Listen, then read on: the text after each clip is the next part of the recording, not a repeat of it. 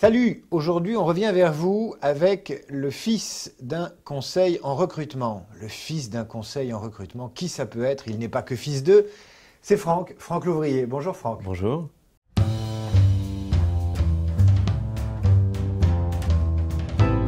On revient vers vous. On revient vers vous. On revient vers vous.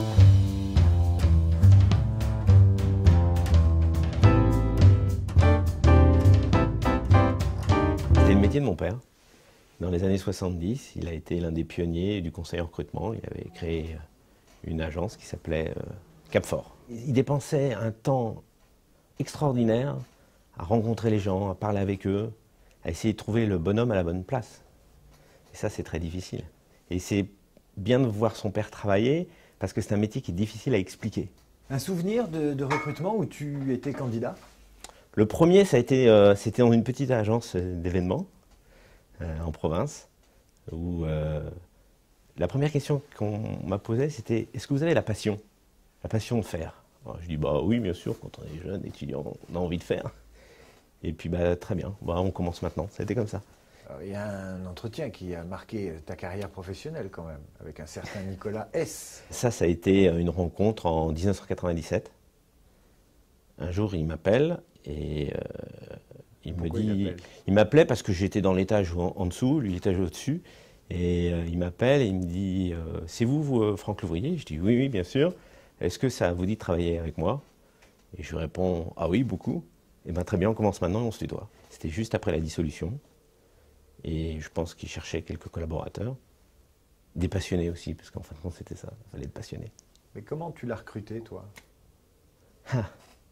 Moi, je l'avais déjà repéré dans le paysage politique et j'ai dit, celui-là, il est différent de tous les autres. Donc, si un jour il m'appelle, je dirais oui. Et tu recommencerais? Si demain il te rappelle, tu fonces ou pas? Non, là, j'ai tourné question, une page, non, parce que moi, je viens d'avoir 44 ans. J'essaye de faire un deuxième volume professionnel de ma vie.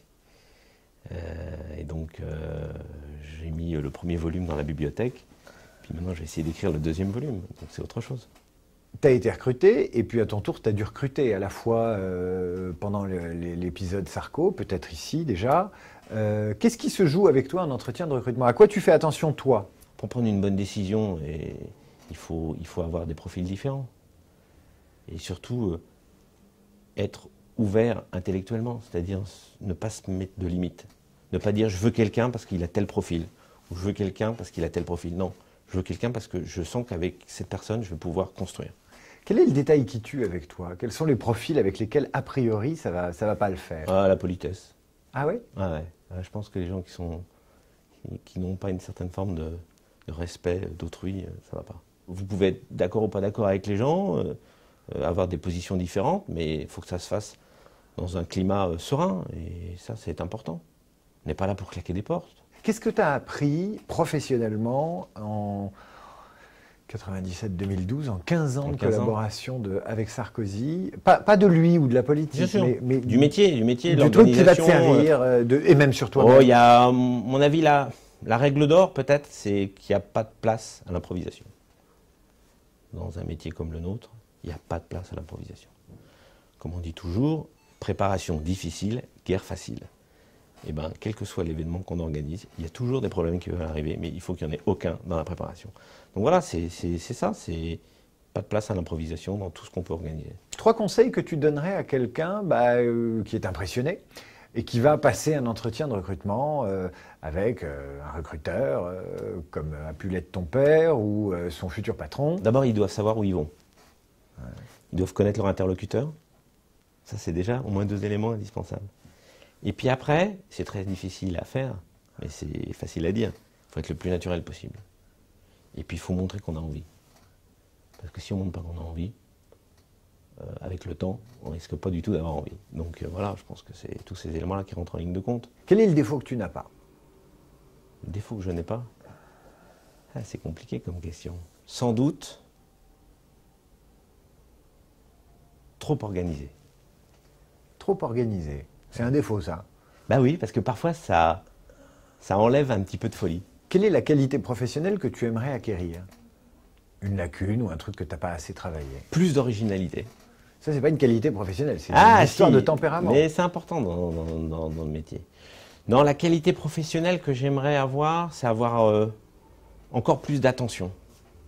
Parce qu'on ne dépense pas assez de temps pour les autres. Je pense que la relation humaine dans une entreprise, c'est ce qu'il y a d'essentiel.